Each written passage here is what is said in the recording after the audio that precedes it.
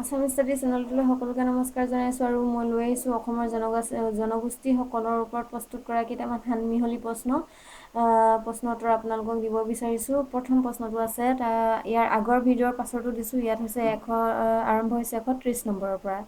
প্ৰথম প্ৰশ্ন, ৰাভাসকলৰ মৃতকৰ শ্ৰাদ্ধ কৰ্মাদিৰ দিনা মৃতকৰ পৰিয়ালৰ লোকে ইনাই বিনাই বিলাপ কৰে। এই বিলাপ বিননিৰ আধাৰত সৃষ্টি হোৱা লোকগীতক কি নামেৰে জনা যায়? উত্তৰ হ'ব ফাৰকান্তি।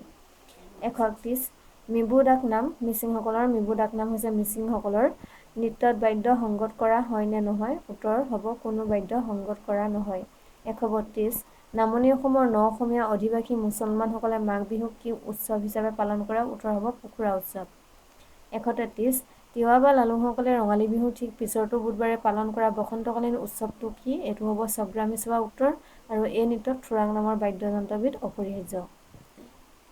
134 বিহু নৃত্য বৈশাগু নৃত্যৰ দৰে অৰ্থাৎ বাইখু উৎসৱৰ ৰাভা জনগোষ্ঠীৰ ডেকা-গাভৰুসকলে পৰিৱেশন তথা উদযাপন কৰা নৃত্যবিধ কি? উত্তৰ হ'ব চাথাৰ নৃত্য।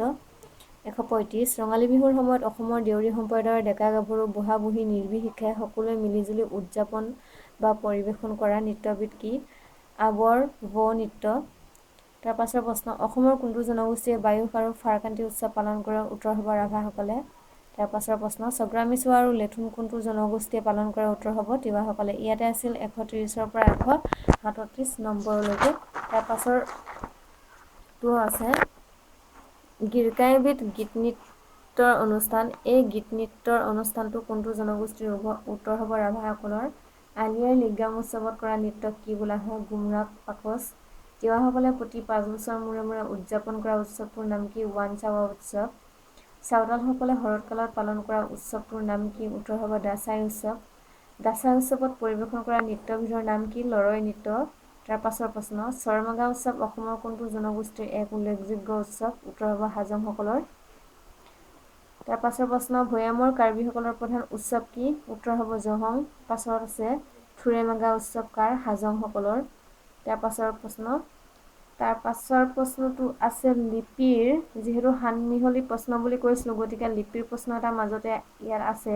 হাকে তুৰক যুগ্মেছে মধুমাহ ত্ৰয়োদশ কামৰূপং সমাগত্য তুৰস্কা ক্ষয়মা জমুহ। কোনখন লিপিৰ? কানাই বৰশী বোৱা লিপি। মই এইটো চেনেলতে আগত লিপি সম্পৰ্কীয় মই ভিডিঅ' দিছিলোঁ আৰু সেই তাতে এই প্ৰশ্নটো হাকে তুৰক যুগ্মেছে মধুমাহ ত্ৰয়োদশ এইটো মই আগৰ ভিডিঅ'ত উল্লেখ কৰা আছে। ইয়াৰ পাছৰ প্ৰশ্ন, লাংখুন কাৰ উৎসৱ? তিৱাসকলৰ উৎসৱ।